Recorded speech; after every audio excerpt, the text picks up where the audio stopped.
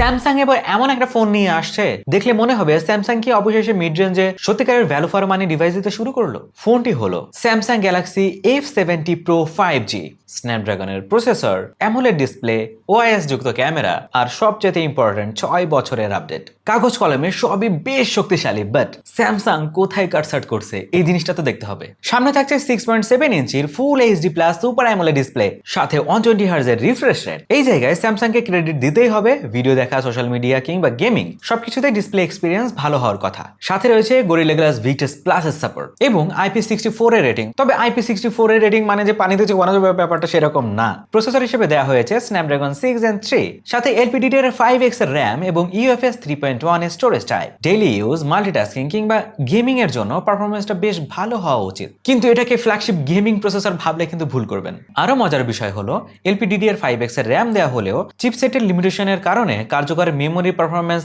LPDDR5 এর level পর্যন্ত সীমিত থাকতে পারে। কেমন একটা কথা হয়ে গেল বলেন তো। ক্যামেরা হিসেবে এই ফোনটিতে থাকছে 50 মেগাপিক্সেলের মেইন সেন্সর, সাথে ওআইএস এর সাপোর্ট, 5 মেগাপিক্সেলের আলট্রা ওয়াইড সেন্সর, 2 মেগাপিক্সেলের ম্যাক্রো সেন্সর। মেইন ক্যামেরাতে ওআইএস দেয়াটা এই বাজেটে অবশ্যই প্লাস পয়েন্ট। তবে 5 মেগাপিক্সেলের আলট্রা ওয়াইড সেন্সর, 2 মেগাপিক্সেলের ম্যাক্রো সেন্সর, এগুলো দেখে মনে হচ্ছে না স্যামসাং শুধু ওই ট্রিপল ক্যামেরা বলবে এই জন্য দিয়ে দিয়েছে।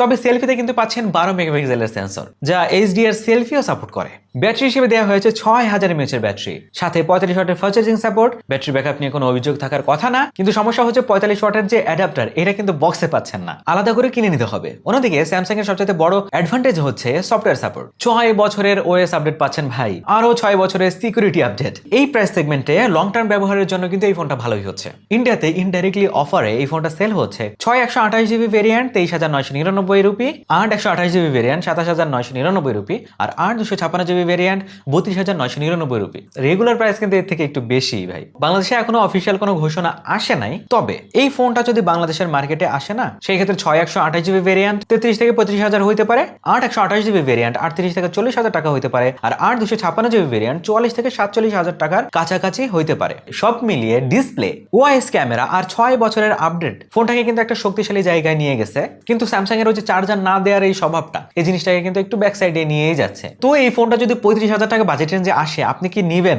আপনার কি মতামত জানিয়ে দিন কমেন্ট সেকশনে। এখন যারা চ্যানেলটিকে সাবস্ক্রাইব করেননি, এখনই সাবস্ক্রাইব করে রাখেন। দেখা হচ্ছে পরবর্তী ভিডিওতে। আল্লাহ হাফেজ।